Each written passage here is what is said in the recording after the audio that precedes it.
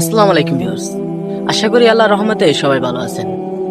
আপনি কি পারবেন আপনার সন্তান যদি অন্যায় করে তার কঠোর বিচার করতে? পারবেন না। নিজের সন্তানের কঠোর বিচার করলেন হযরত ওমর রাদিয়াল্লাহু।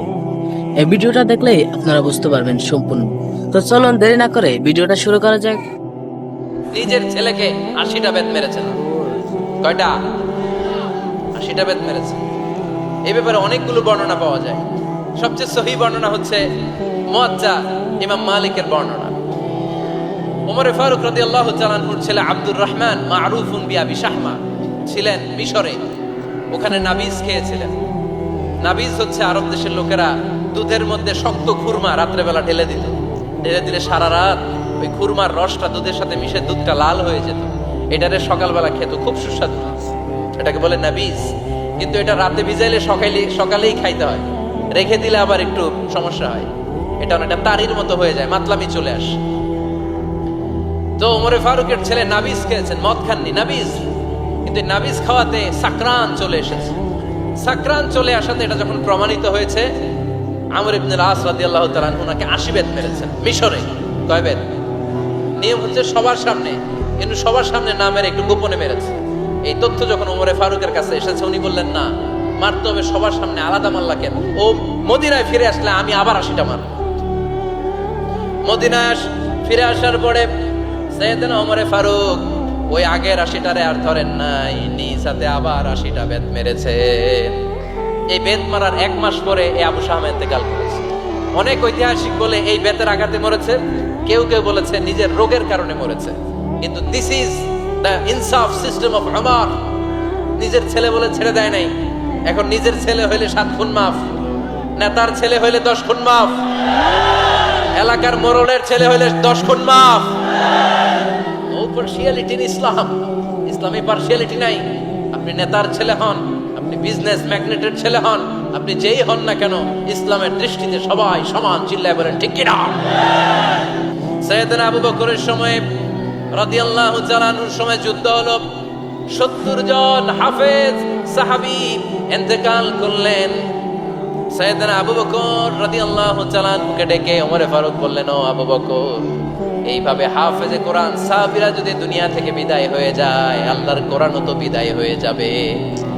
আমার পরামর্শ হলো আপনি সব বয়োজ্যেষ্ঠ সাহাবীদেরকে একসাথে করে কোরআনের সব কাগজগুলোকে একসাথে করে একটা নির্ধারিত কপির মধ্যে কোরআনকে সংকলন করে ফেলেন। সাইয়েদনা আবু বকর বললেন, যেটা আমার নবী করে না, এটা আমি কেমনে করি?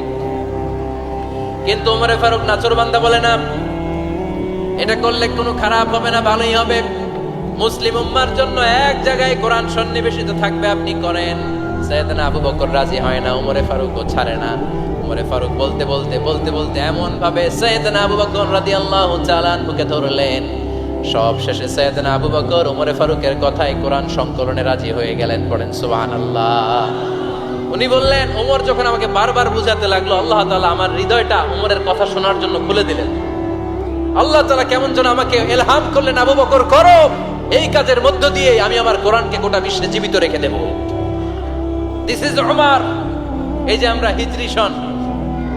হিজরি সনের যে আমরা গণনা করি, এই হিজরি সনের প্রবর্তক হচ্ছে সাইয়েদনা ওমরে ফারুক।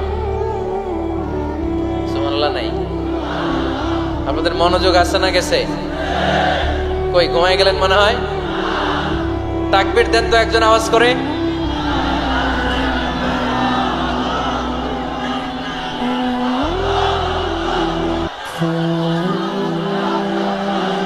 এই যে স্টেট গভর্নমেন্ট, এই যে প্রিজন, জেলখানা, ক্যান্টনমেন্ট, সচিবালয়, গণভবন, বঙ্গভবন, মুক্তিযোদ্ধাদের ভাতা, রাষ্ট্রীয় ভাতা, এই সব নিয়ম কানুন সাইয়েদনা ওমরে ফারুক তার রাষ্ট্রীয় আমলে তিনি নিজে করেছেন। চিল্লায় পড়েন আল্লাহু আকবার।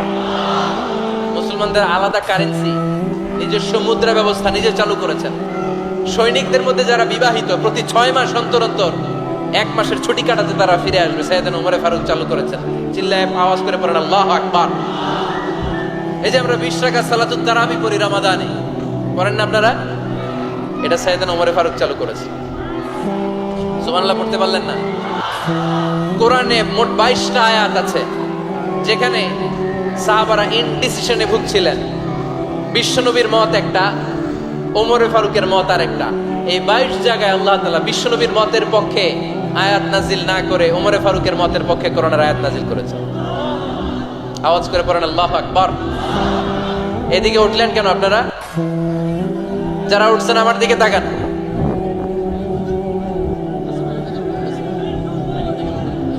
কিছু ভিতরে ঢুকতেছে, কিছু বাইরেতেছে না?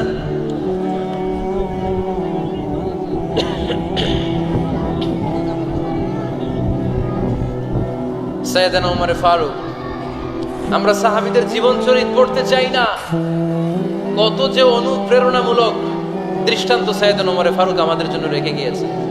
ওমর ফারুক যখন খলিফা, দিনের বেলায় যদি রাষ্ট্রে কোনো নিয়ম জারি করতেন, দিনের বেলায় জনগণকে কোনো বিষয়ে যদি নিষেধ করতেন, রাত্রে বেলায় খাওয়ার সময় ফ্যামিলি মেম্বারদের সবাইকে বলতেন, এই দিনের বেলা আমি জনগণকে এই কাজ করতে নিষেধ করেছি, তোমরা আমার ফ্যামিলি মেম্বার, খবরদার তোমরা এই কাজ করো না। জনগণ করলে যতটুকু শাস্তি, তোরা করলে পাবি ডবল শাস্তি। সুবহানাল্লাহ কইবেন না? আমাদের নেতারা ওই বাড়ির বিচার করে, ওই বাড়ির মাইয়ার বিচার, ওই বাড়ির পোলার বিচার, নিজের পোলা গাঞ্জা টানে আসরা নাই, নিজের মেয়ে অপরাধ করে আসরা নাই। কি নেতা ছিলেন ওমর ফারুক! আগে নিজের ঘর সামলিয়েছেন, আগে নিজেকে সামলিয়েছেন, নিজের ঘর ঠিক করেছেন। বলেছেন জনগণ করলে যত বেদ, তোরা করলে double Veda. This is call leader, ঠিক কি না? এক বাবা এসে বললেন, ওমর ফারুক আমার ছেলে কথা শোনেন, বেয়াদব। ওমর ফারুক ছেলেরা ডাকলেন, বাবা তুমি তোমার আব্বাজানের কথা শোনো না, এটা তো কবিরা গুনাহ। ছেলে বলে, ওমর ফারুক সব দায় দায়িত্ব আল্লাহ ছেলে মেয়েদেরকে দিয়েছে। ওমর ফারুক বললেন, অবশ্যই দায়িত্ব দিয়েছে। তাহলে বলেন আমার বাবার দায়িত্ব কি? উনি বললেন, প্রাইমারিলি প্রথমত তিন দায়িত্ব।